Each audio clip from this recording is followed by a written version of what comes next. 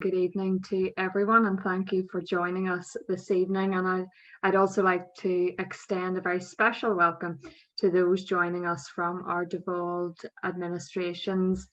As many of you know, I recently became the co-chair of the All-Party Parliamentary Pro-Life Group alongside Fiona Bruce MP, and I'm honoured to host this meeting today on behalf of the members of the House of Commons and House of Lords who form that group, and thank you to Right to Life, who have been in the background with all of the technical side of things. I would first like to extend a warm welcome and thanks to our two speakers, Mr. Kevin Duffy and Dr. Callum Miller, who have kindly agreed to give up their time to be with us today. I understand both have been working very hard on this issue for many months, researching and working behind the scenes to gather data on the tragic complications that we know have occurred since this policy was introduced, data which government does not have recorded in its official statistics for reasons which Mr. Duffy will expand upon. But before I do hand over to them, I thought it may be helpful to provide a brief background on the matter before us today, that is at-home or do-it-yourself abortion. This all began last March when the government announced at the start of the COVID-19 pandemic that it would allow women to perform their own abortions at home. This came as a surprise to many, to say the least, for previously the government had indicated extreme caution on the matter, with Lord Bethell going so far as to state, "We believe that it is an essential safeguard that a woman attends a clinic to ensure that she has an opportunity to be seen alone and to ensure that there are no issues." The bottom line is that if there is an abusive relationship and no legal requirement for a doctor's involvement, it is far more likely that a vulnerable woman could be pressured into having an abortion by an abusive partner. We could not agree more, but the government U-turned on the matter and went forward, followed shortly after by announcements from Scotland and Wales that they too would allow at-home abortions. This is incredibly concerning given the complications increase the further along one is, hence why it is so vital women attend an in-person appointment.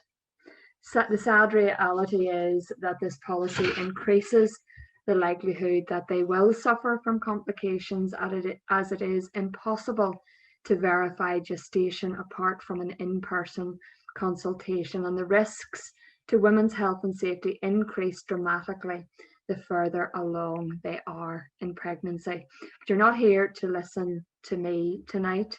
I want at this point to hand over to Mr.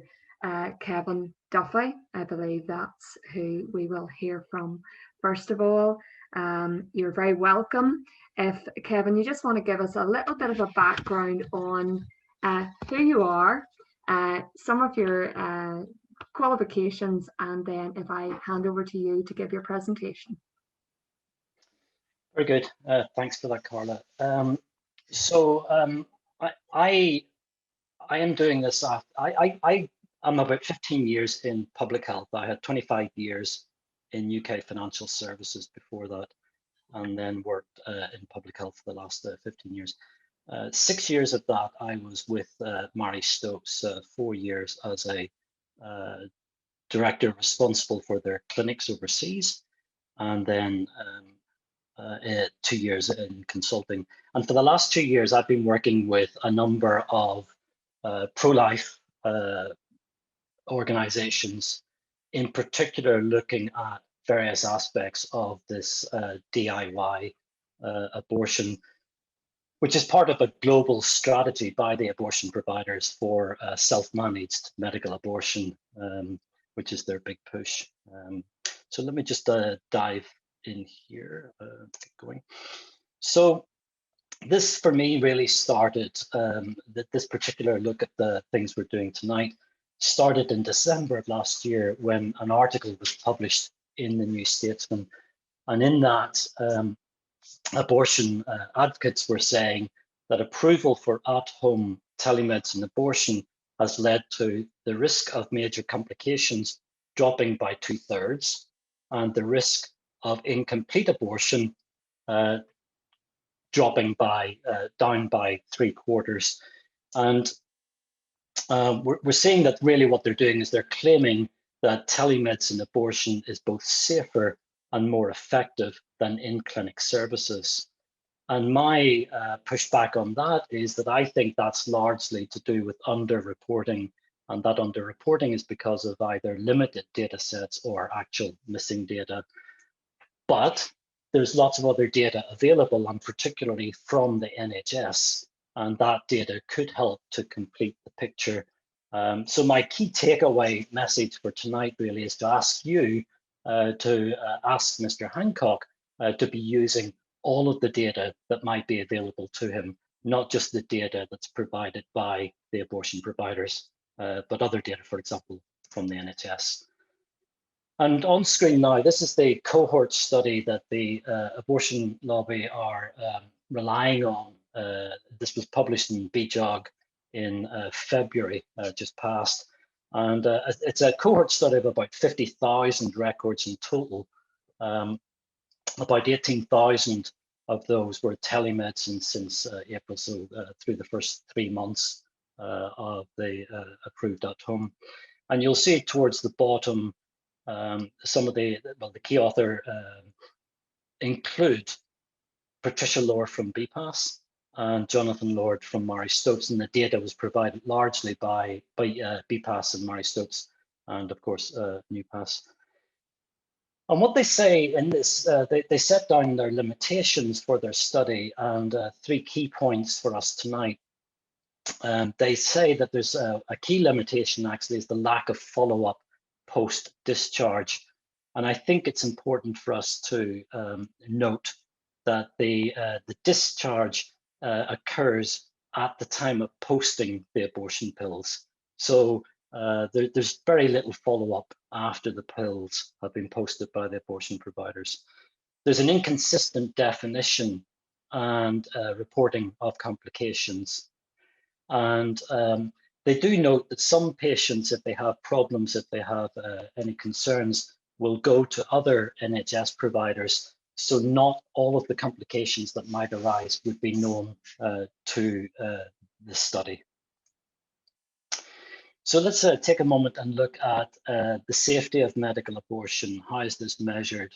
And in particular, it's measured using the rates of complications, and particularly those requiring hospital treatment, including, for example, hemorrhage, sepsis, and uterine perforation. So for medical abortion, it's largely hemorrhage, maybe some sepsis, hardly ever uterine perforation. And definitions vary. So women are told, look, if you are soaking 2 sanitary pads each hour for more than 2 hours, over more than a 2-hour period, then you need to go to hospital. That's you're bleeding too much. Okay. And other definition is hemorrhage that actually requires transfusion, which of course is much more severe. And that's the definition used in the Aiken et al. Study. The initial reporting of these complications is via the HSA-4 form. This is an official form which the abortion providers need to submit. And they typically do that at the time of patient discharge. And my theory really is that that's perhaps being submitted now at the same time as the posting out of the abortion pills. And if you're filling in the form, well, the pills haven't even been taken, therefore there are no complications to put on the form, and hence the underreporting. And we saw this first, this came out in about October. The DHSC reported on complications arising from the first 3 months of the do-it-yourself at-home abortions. So they're saying that in Q2, in those 3 months of 2020, there was only 1 complication reported out of 23,000 medical abortions at home. And Aiken, in their study, they're saying that they had 7 complications in roughly 30,000 abortions. So a rate that was about 5 times higher than previously reported for the same period by the DHSC. But if we look at the 5-year average the DHSC, this is before the approval for at home. So all of these would have been with in-clinic visits. The complications for in-clinic abortions, medical abortions, was 0.74 complications per 1,000 medical abortions. So it begs the question, is telemedicine abortion as much as 17 times safer? And that's what some of the abortion advocates are claiming in the press and in studies and other published articles. And of course, some of us think that such a claim would be quite ridiculous, to think that telemedicine is 17 times safer than an in-clinic consultation and service. So we did the freedom of information. We thought we'd go and ask the NHS hospital trusts for some data to see what was going on. We wrote to all of the NHS trusts in hospital trusts in England and Wales in December. And by the end of January, we had 17 responses covering 19% of the population. So many others by that time had refused us. Very often they were citing COVID as the reason for refusing at this point, or the excessive time that they felt would be needed to fulfill the request. But what it does show is that it shows that the safety and effectiveness data do exist within the NHS, and they can be obtained using Freedom of Information Act. And therefore, my point tonight is, well, if I can do that under Freedom of Information, then how much easier would it be for Mr. Hancock to also just ask the NHS trusts to submit the data to him? 6 of those trusts gave us information related specifically to complications following medical abortion. They gave us 61 cases of hemorrhage, 8 sepsis. So in those 6 locations, that comes out at a rate of 9 complications per 1,000 medical abortions, a rate 5 times higher than that reported by the DHSC. Effectiveness is the second part. So we've had safety, effectiveness. We measure effectiveness looking at the rates of incomplete abortions.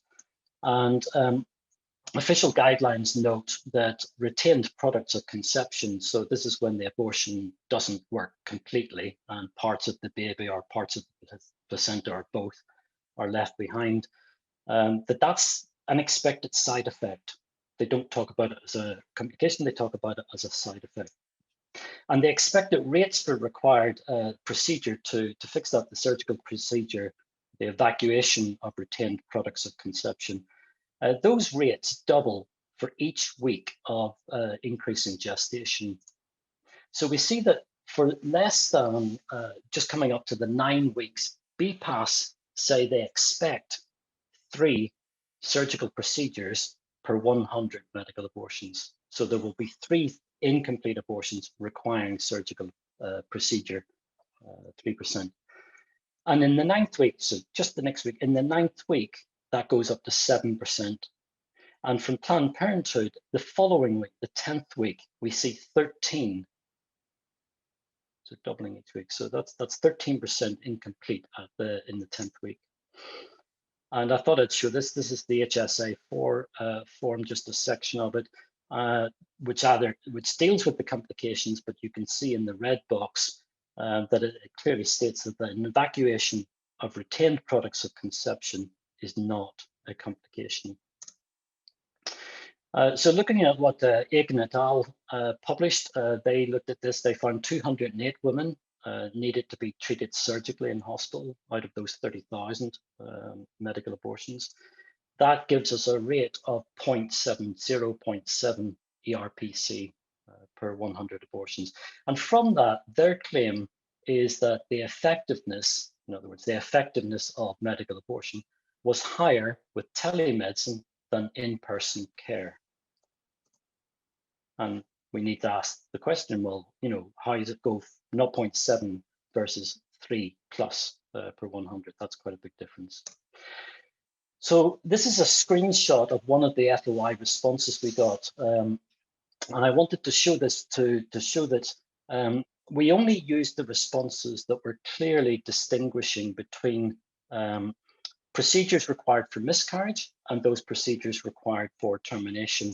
And you can see on this one, the box in the bottom right-hand corner, it's showing that of the 58 evacuations, the surgical procedures, of the 58 procedures that this hospital performed in 2020, 17 were for termination of pregnancy, medical abortion.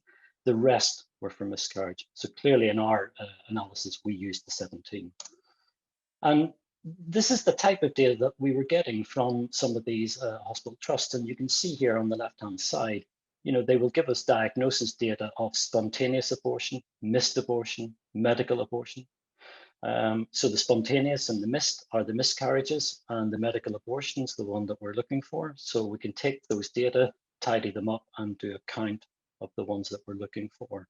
So it's well differentiated and quite granular data available.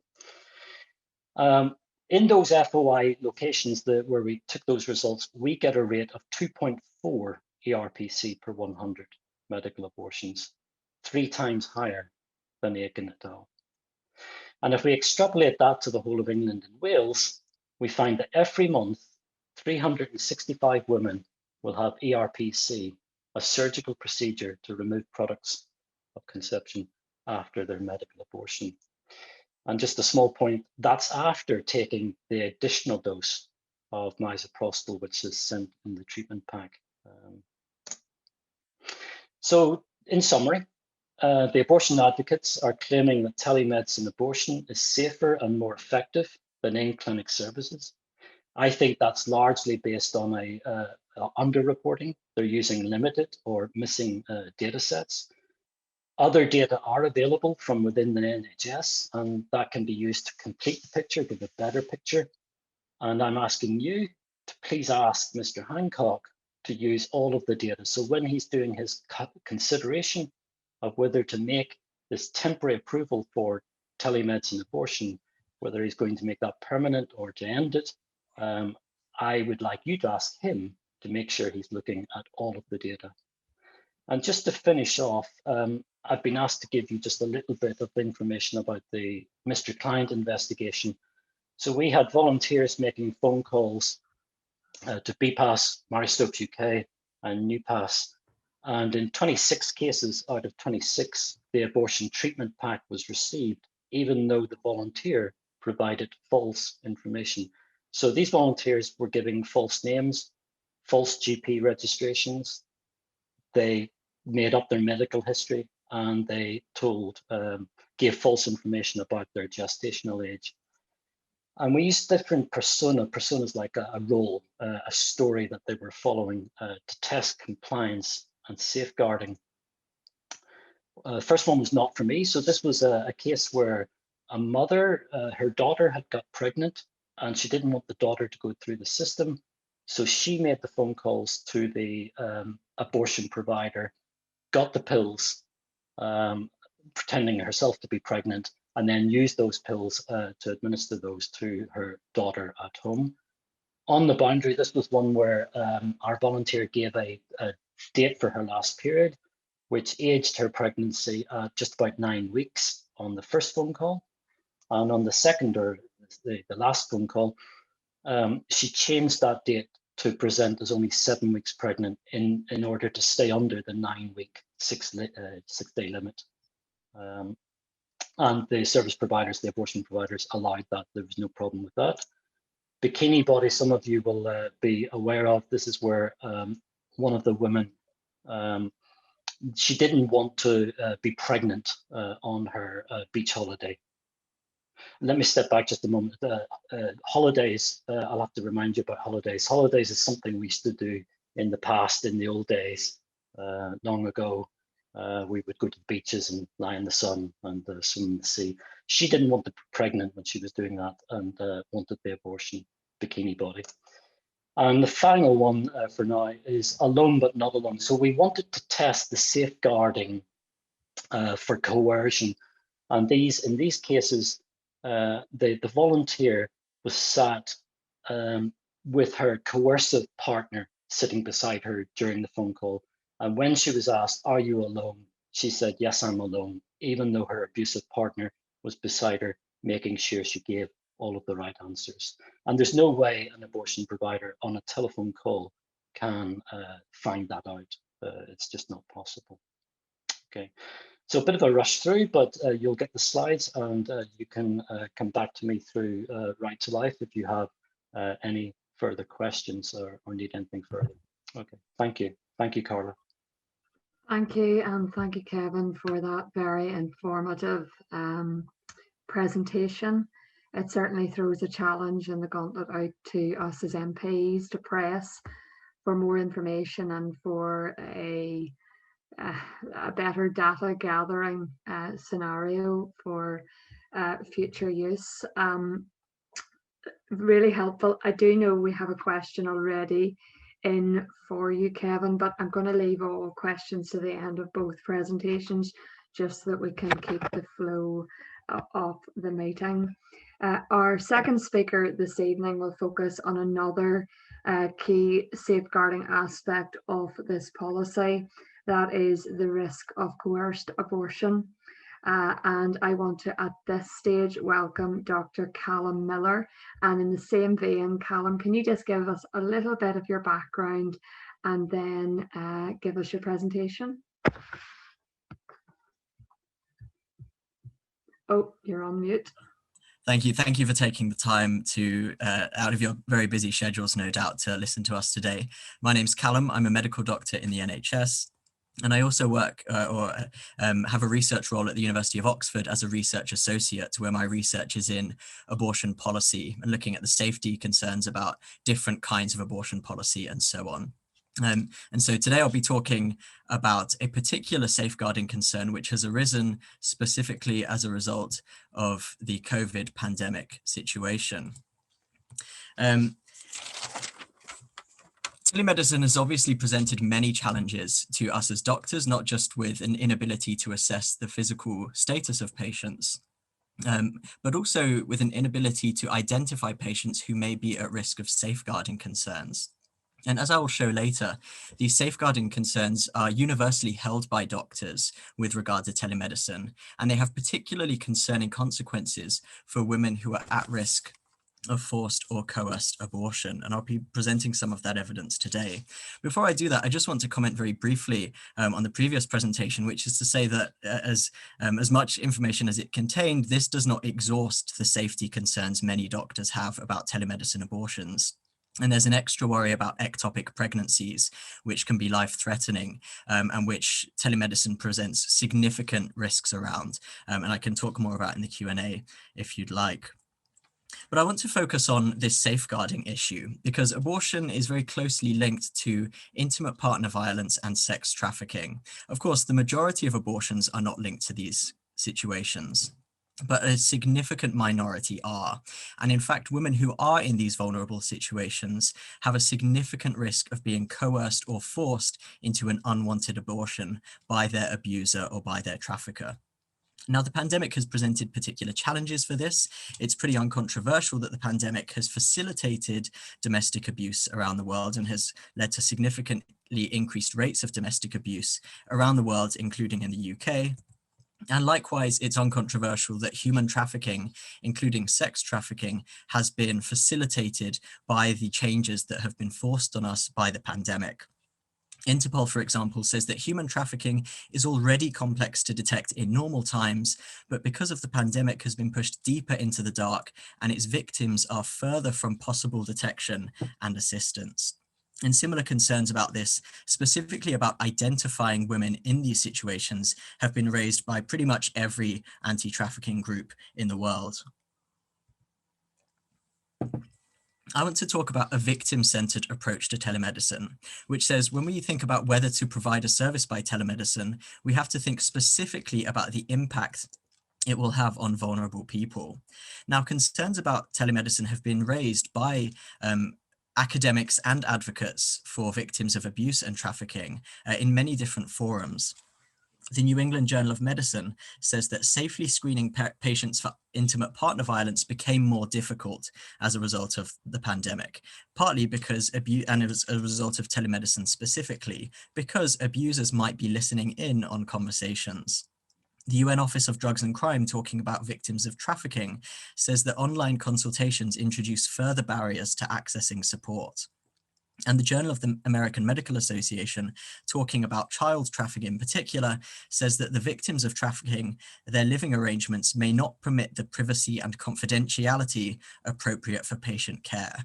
And of course, privacy and confidentiality is one of the primary concerns about providing abortion by a simple video, or more usually by a phone call, where it's impossible to verify whether the woman is alone. And we'll see how important that is shortly.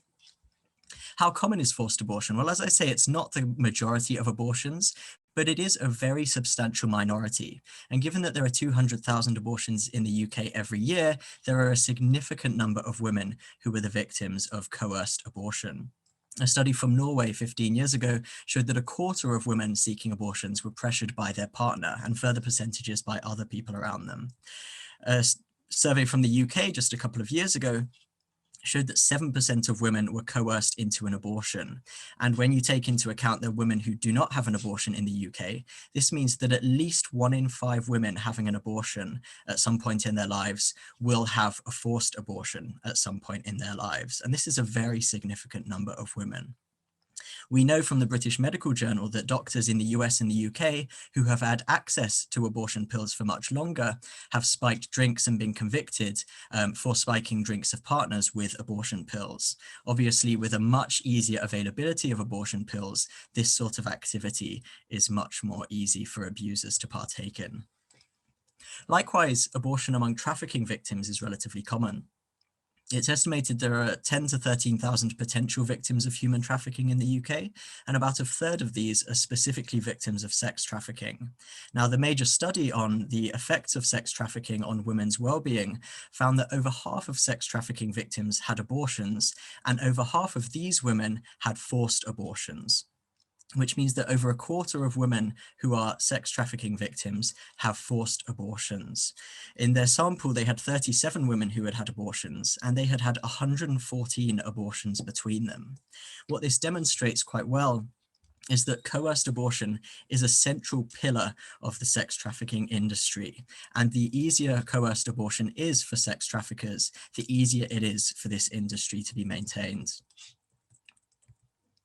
Now, the main concern with telemedicine, of course, is that it cannot reliably identify victims. And as I've suggested, this is widely agreed, no matter your political persuasion. And it can't do so for a variety of reasons. Firstly, there's often no background relationship with the patient because abortion provision is largely separate from the rest of healthcare provision. And often there are no available notes to identify risk factors. I spoke to an expert in doctor who's an expert in working with vulnerable women in particular. And she said one of the key problems is that there are fewer independent assessments of the women, whereas normally in a practice, you would get the receptionist, the healthcare assistant, and the doctor seeing a woman presenting for abortion. With telemedicine, you only get one person's perspective, which can be extremely limited. There are no visual markers, and the Faculty of Sexual and Reproductive Health has talked about how there were missed visual cues when they were assessing patients for domestic abuse by telemedicine.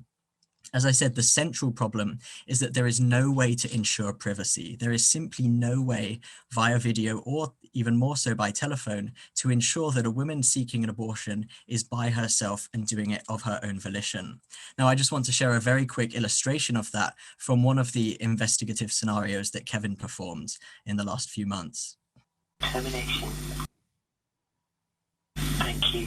Can I ask if there's anyone in the room with you at the moment? No, I'm on my own. Feeling quite safe to take the call today? Yes, that's fine, yeah. And do you take any recreational drugs? No. Can you confirm that you're sure of your decision to terminate pregnancy? Yeah. And for legal purposes, could you briefly explain your reasons for requesting the termination? It's a very short but a simple illustration of the problems with telemedicine and why it's so difficult to identify people who are being abused and coerced into abortion. And of course, many people have pointed out that this telemedicine program specifically affects victims with limited English, with mental health difficulties, with disabilities, and with poor access to computers, particularly vulnerable groups. Well, what do women think? Well, a few years ago, 77% of women in the UK said that doctors should be required to verify in person that women are not under pressure to have an abortion. That actually has seemingly increased in the last few years. So at the end of last year, 86% of women were found to be concerned about coerced abortion because of telemedicine. Among female GPs, this increased even further. 90% were concerned about coerced abortion via telemedicine. And a consistent feature throughout all of this is that women were consistently more concerned about this than men were. And as Carla explained at the beginning, Lord Bethell raised these exact same concerns in Parliament from the government's perspective. And also Sir Robert Neal MP, chair of the Justice Select Committee, has raised precisely the same concerns. So these are not niche or eccentric concerns. Well, you might think these are not the experts, that the experts are people like the Royal College of Obstetricians and Gynecologists, BPAS, MSI, and so on, because they are the abortion providers. Well, I want to say a few things in response to that. The first thing is that women are surely the experts of their own victimhood. When we're thinking about the impact of a service on women and women who are the victims of forced abortion or coerced abortion, it is their voices that should be front and center in this debate, rather than the voices of the people providing a particular service to them. Likewise, GPs, of course, are experts in continuity of care and holistic care and have access to a patient's history and the complex factors affecting patients in a way that private abortion providers often don't. But here's perhaps the central point of this presentation. You don't have to take their word for it. You don't have to believe women or GPs when they say they are worried about the impact of telemedicine on coerced abortion, because these concerns have also been raised by the people now advocating for telemedicine abortion. Let me give just a few examples. The Faculty for Sexual and Reproductive Health surveyed their members and got over 1,000 responses talking about the problems with the pandemic and the issues that had arisen in the pandemic, particularly through telemedicine. They identified as perhaps the single greatest concern the worry of domestic abuse. And they said there was a limited ability to identify signs of domestic abuse through remote consultations. They phrased it even more strongly and said the evidence clearly shows the lack of face-to-face consultations are having detrimental impacts on vulnerable groups and women generally. And we call for a reversal of closures and gradual reinstatement of face-to-face consultations. Later, they said very similar things, saying that it was that picking up on safeguarding issues, domestic abuse and teenage pregnancy is more difficult without face-to-face consultations. And this was cited by Marge Berra, perhaps the leading or one of the leading advocates for abortion access in the world. This was a seminar that took place at the start of the pandemic by the British Society of Abortion Care Providers, the kind of umbrella group overseeing and offering guidance on abortion provision in the UK. Now, at this seminar, which was specifically about the challenges and benefits of telemedicine abortion, they specifically said this issue of domestic abuse was, quote, quite challenging for us because those women, i.e. the women who are at risk of domestic abuse and forced abortion, are now at home with the person that's abusing them. And we have to somehow make sure that there's nobody else that could potentially be coercing them. She cites Jonathan Lord, the medical director of MSI, and says video technology is slower and you can't actually see who's in the room with somebody when you're doing their consultation by phone. This is perhaps even more concerning. In the Q&A, it was brought up again because it appeared to be the central concern that abortion providers themselves were raising about telemedicine abortion. The question came in, won't some domestic violence victims be missed through the phone if the partner is next to them?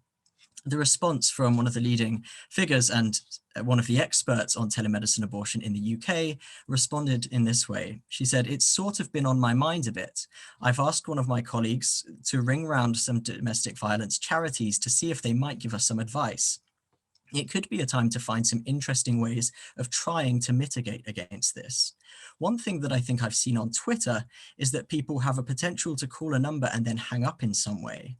It's the sort of thing that sexual health services and doctors, other places must have been struggling with, so I don't think we have to come up with our own unique solution. Well, with all due respect to Dr. Masters, it's difficult to think of a less reassuring response for victims of coerced abortion. If I asked someone about a particular experimental intervention, and they said that one of the leading advocates for this intervention in the country said that it's nothing to worry about because they thought they saw something on Twitter which could mitigate it, that would be absolutely not reassuring to me as a patient, and certainly not as a fellow healthcare professional. Likewise, one of the leading abortion advocates, a doctor in the United States, said that it is standard practice to separate a pregnant person from the person they came into the clinic with so that they can be by themselves and talk about any coercion. The RCOG says that clinicians must be confident the women can speak privately without coercion, and this is of course impossible to ensure through telemedicine abortion. Up until the pandemic, BPAS themselves said we always see the woman on her own during the consultation to make certain that she is happy with her choice. And MSI in particular addressed this specific question: I'm being pressured into having an abortion, what should I do? Their central response to patients who are worried about coerced abortion is this: as part of an abortion appointment, you would have a private consultation away from any person who has accompanied you. You can talk to our team in private and let them know what you are experiencing. And so my question is this: if clinicians are able to pick up coercion and safeguarding risk signs via phone consultations so easily, why was this never the reassurance that they gave to women who were worried about coercion? Why was the central reassurance from every abortion provider and advocate against coerced abortion that a private in-person consultation would take place? I think the answer is obvious. It's because this is the only way that you will have a chance, a reasonable chance, of picking up on coerced abortion. And so I want to leave you with this question that has been forced upon us by the COVID pandemic itself. What is more important? Is it convenience or protection of the vulnerable? In a quote misattributed to Gandhi, he ostensibly said, "The greatness of a nation can be judged by how it treats its weakest member."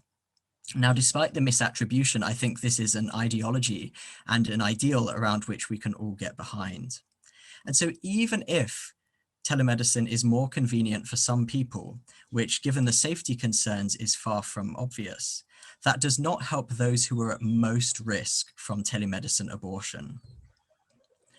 Now, you might think, why is this such a serious issue? Coerced abortion is something we don't talk very often about in the UK, often because it's thought that this is not a very common problem. Well, it's a problem because it's the most significant risk factor for serious mental health problems after an abortion. But it's also significant because it's been widely condemned by people across the ideological spectrum as being a horrendous human rights abuse. The UNCRPD committee says that it is a brutal form of discrimination. It's been condemned as criminal by the European Parliament. The US has recently sanctioned countries for forced abortions, and one of the UN special rapporteurs held that forced abortion violates the UN Convention Against Torture. And so what I want to leave you with is this. This isn't just another pro-life or pro-choice debate, nor is this the kind of issue about which compromise or voting for tactical reasons is reasonable. This issue isn't just important because it matters to voters or colleagues, but because it is about concrete, universally agreed risks of telemedicine abortion on the most vulnerable women in our societies and in our families. I therefore humbly plead with you to put protection over pragmatism and commit to restoring the safeguards protecting women from what is ultimately a very serious human rights abuse. Thank you very much for your time.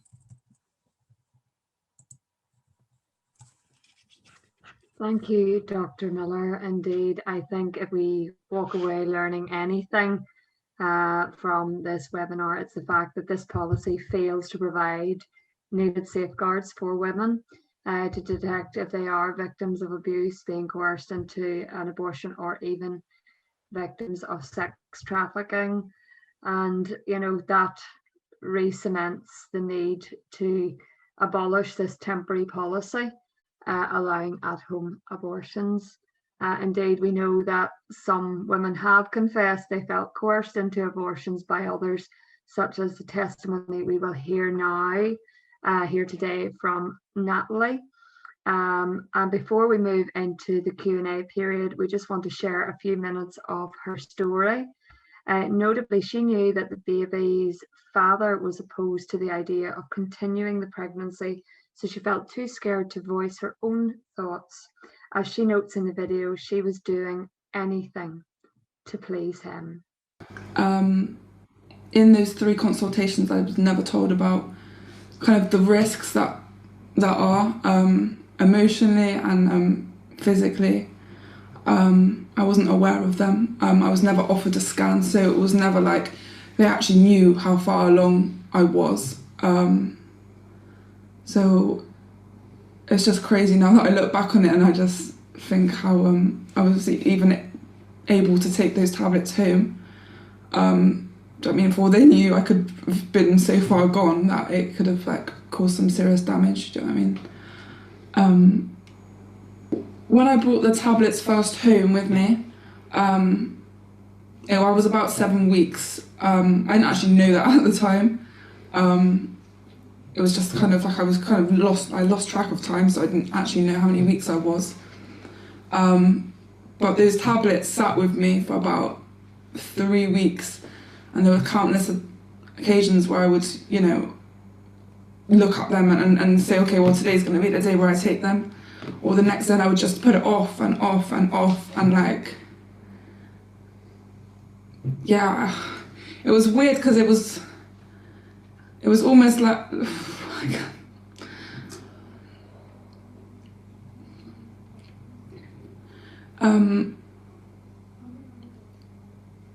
it was almost like I was prolonging it. I wanted my baby's father to just be like, no, it's all right, we can keep it.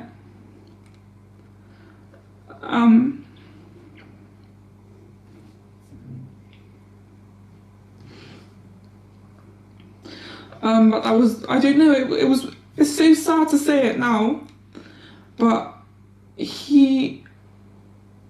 I was doing anything to kind of please him, and I never thought about my child or I mean, I don't know, it was countless occasions where he would be like, well, do you know what I mean, if you keep it, then I'm not going to stay with you. It sounds so stupid, but I didn't just leave him.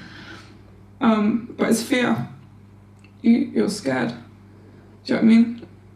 And not only that, you have so many other views of people just sticking their nose in and giving their opinion. I never asked for their opinions. Do you know what I mean? Well, what they would do. I'm too young, I'm this, I'm going to ruin this, I'm going to ruin that. Do you know what I mean? It's ruined me now, so it's like, what was it really for?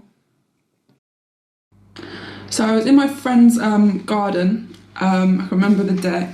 At that point, my baby's father wasn't speaking to me. Remember just almost like a state of panic. That like he was gonna, you know what I mean? He was gonna leave. It sounds so stupid. And I was with my friends in the garden. They were just saying, oh, you're an idiot. Like, just take them, just take them. I remember it took me like 3 hours to even take these tablets. And there was a water bottle and like the lid of the water bottle, and they put water in the lid of the in the lid, and the tablet in the lid just to dissolve it for me because I couldn't physically take it.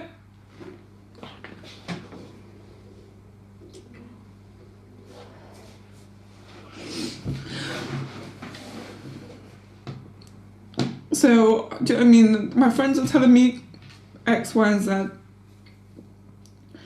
That I should just need to take it.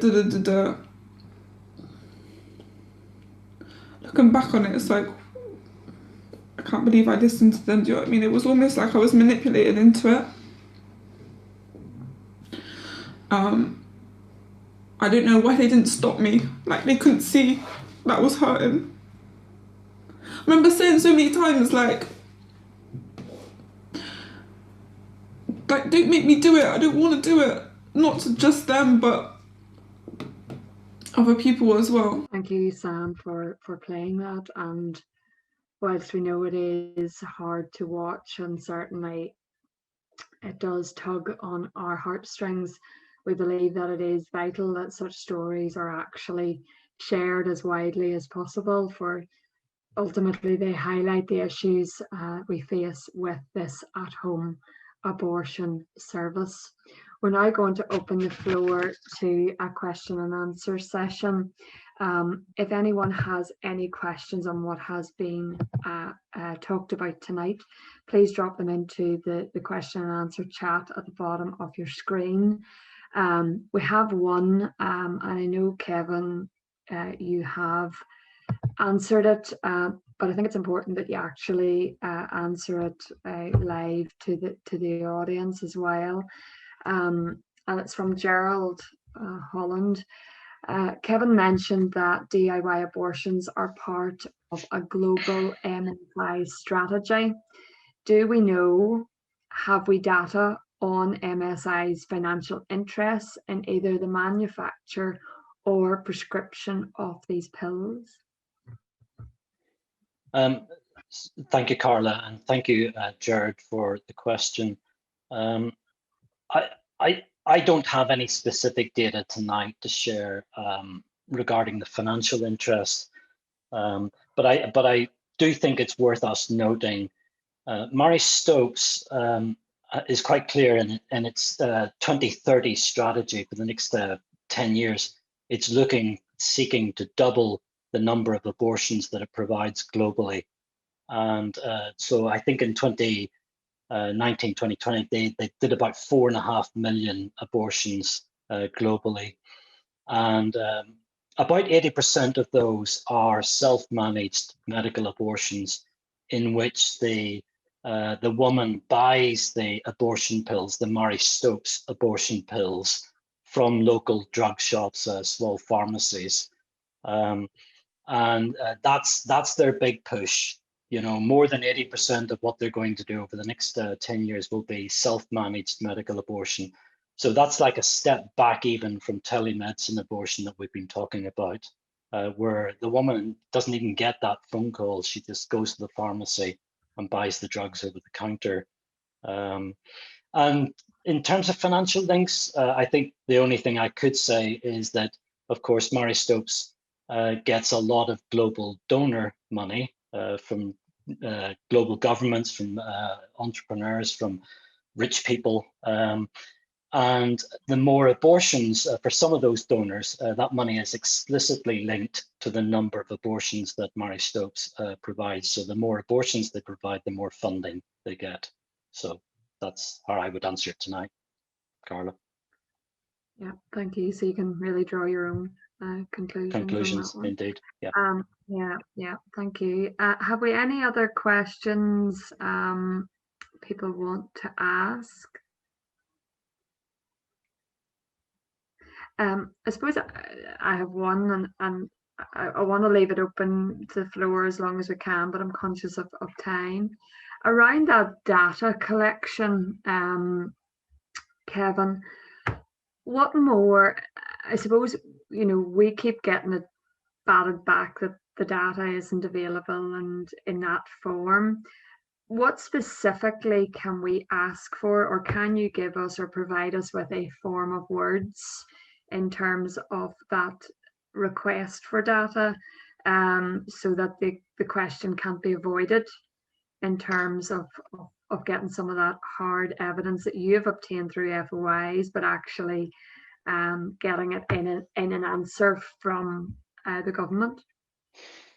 Yeah, that's a good question, and I'm sure through Right to Life we could help members of Parliament and others to put together either written questions or verbal questions, or how to write to Mr. Hancock, what to ask him. The key thing here is they've been asked a few times now in recent months, do you gather data from anything other than the HSA-4 form, that official form from the abortion provider? And they've answered each time, no, that's the only thing we use. We only take data from the HSA-4 form. And so the questions I would want to shape from tonight is, well, look, Mr. Hancock, there's a lot of other data explicitly related to the effects of medical abortion that you could ask your own hospitals. It's not even, it doesn't even have to do FOI, okay? he can just ask the NHS, please submit these data. Okay, we want data on the complications of women suffering hemorrhage or sepsis. We want data on women who attend hospital because they've got complications from retained products of conception where the abortion has failed, how many procedures are performed and what's the outcome of those procedures. And that data is all readily available. If I can get it under FOI, and that's just a question of time and iterations, then how much easier is it for him just to simply ask and, in fact, instruct the NHS to send over those data sets? Because obviously it's much more, has much more power if it comes in the form of a government answer to a question. There are a few questions just coming in there. James Evans, Callum was going to say about the risks of ectopic pregnancy with the DIY service, and also did the ambulance services show any change in their call-outs due to DIY pills? That's for Kevin. So if Callum, you want to take the first one, and then Kevin, the second one. Yeah, thank you for that. And I'm grateful for the opportunity to speak a little more about this. There's so much that could be said. But I pointed out that one of the other safety issues, which we haven't even had time to address, is that a fact that if a woman does not see a doctor in person before having an abortion, there is no way to ensure that her pregnancy is within the uterus rather than in, for example, the fallopian tube. Now, if the pregnancy is in the fallopian tube or elsewhere, this can be a life-threatening condition. In fact, the WHO in their guidelines on medical management of abortion say very clearly, it is more difficult to diagnose an ectopic pregnancy during and after medical methods of abortion due to the similarity of symptoms. They also go on and say neither mifepristone nor misoprostol, which are the two drugs taken for medical abortion, neither of those are treatments for ectopic pregnancy. Therefore, which if present will continue to grow. Therefore, healthcare staff must be particularly alert to clinical signs of ectopic pregnancy, such as a uterus that is smaller than expected, tenderness in the cervix, or the presence of a mass on examination. Now, all of these things are things that can only be done by a physical examination and ideally an ultrasound. And we've seen in the UK and in other countries that women who have abortions before they have verified an intrauterine pregnancy via ultrasound have ended up having ruptured ectopic pregnancies, which has been a life-threatening condition, and some of these women have come very close to dying. That's been seen in the UK, in Denmark, in India, and in many other countries. So I think it's for that reason that when the British Society for Abortion Care Providers held their seminar on telemedicine abortion, one of the questions came in is quite telling. The question that came in from their fellow abortion providers was, people in the early pregnancy unit are surprised and worried about this idea of doing abortion without an ultrasound. They've never heard of it. Now, it seems clear that if abortion providers themselves are raising these concerns and saying they are worried and concerned, seemingly on a fairly large scale, this is something to take very seriously, especially if we've actually seen cases, as we have done in the UK, of ruptured ectopic pregnancies as a result of telemedicine abortion, and the risk to life that that can pose. Thank you. Kevin, on the second question. Yes. So the ambulance service, we did some FOI requests to the NHS ambulance services, and in general, what we found was that the number of calls, these were calls from women who were in distress after having taken the abortion pills. So we were searching for calls related to mifepristone, misoprostol, abortion pills, medical abortion, those sorts of words. And we found that the number of calls doubled year on year. So again, and these are important ones because the retained products data, these are women that are presenting and getting themselves to hospital at some point. The ambulance calls are quite different. For you to make a 999 phone call and for the ambulance to be sent out to pick you up and take you to hospital, especially at this time during the COVID-19 pandemic and the emergency around that has to be quite serious. If it wasn't serious, I'm sure the call responder would have said to the woman, "It's fine, just come into hospital tomorrow, you'll be okay." But they sent out the ambulances, and the ambulance rate, the response rate was significantly up in 2020. Okay. Okay, thank you for that, Kevin. The last question in the chat at this moment in time is from Jenny. And it says, I know that women seeking abortions don't have to give their NHS number. Does that affect the data gathering at all? Is there any advantage in pushing for NHS numbers to be recorded? So let me just answer first, and then Callum, you can jump in if you have other bits. On the calls when we did the mystery client investigation, on many of the phone calls, the first initial calls, the women were asked for their NHS number. And what we had coached them or trained them to do is just say, well, I have no idea where that NHS number is. I don't know where to get it. And they were told, well, look, this is how you get it. And could you have it ready for you on the second phone call? You'll need it. We were never asked again for it. So if you refuse to give it, if you say you haven't got it, it's not asked for. And I know also that it's not recorded on the HSA4 form. So even though there's a box in which it can be given, it's not asked for, and it's not mandated by the CMO or by the DHSC on those response forms. So the abortion provider does not have to give it. Callum? Yeah, for me, this is a very simple question of safety and information. I mean, in the UK, we have such a division between abortion services and other services within the healthcare system that it's very, very difficult to gather data on abortion complications, on the long-term risks of abortion, and so on.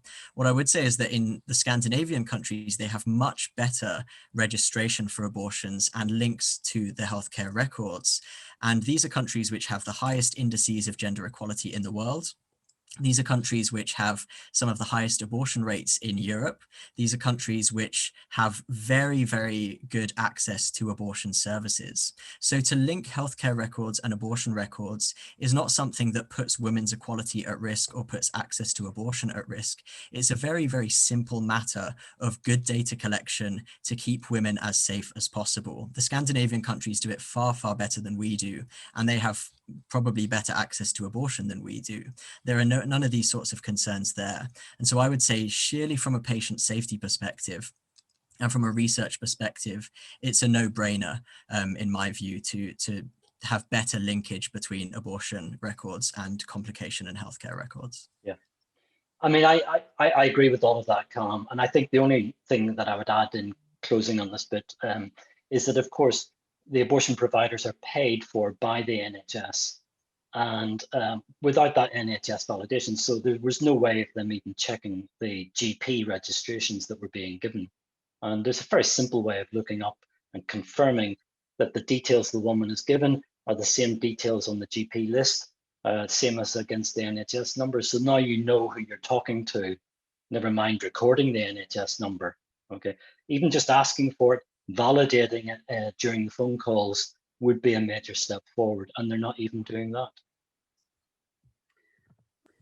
Okay, thank you. And as we draw to a close, I just want to thank parliamentarians for their time. I know that diaries are very busy, but we really do appreciate you taking the time, and it shows just in the attendance at this meeting tonight, it shows the interest in the topic, and we hope that this will further educate us all in the need for change in this area. I want to thank Kevin and Callum for their presentations, so informative and so educational for us as parliamentarians, and I want to encourage you both to continue in the work that you're doing, trying to bring about change in this area, and thank you for what you are doing.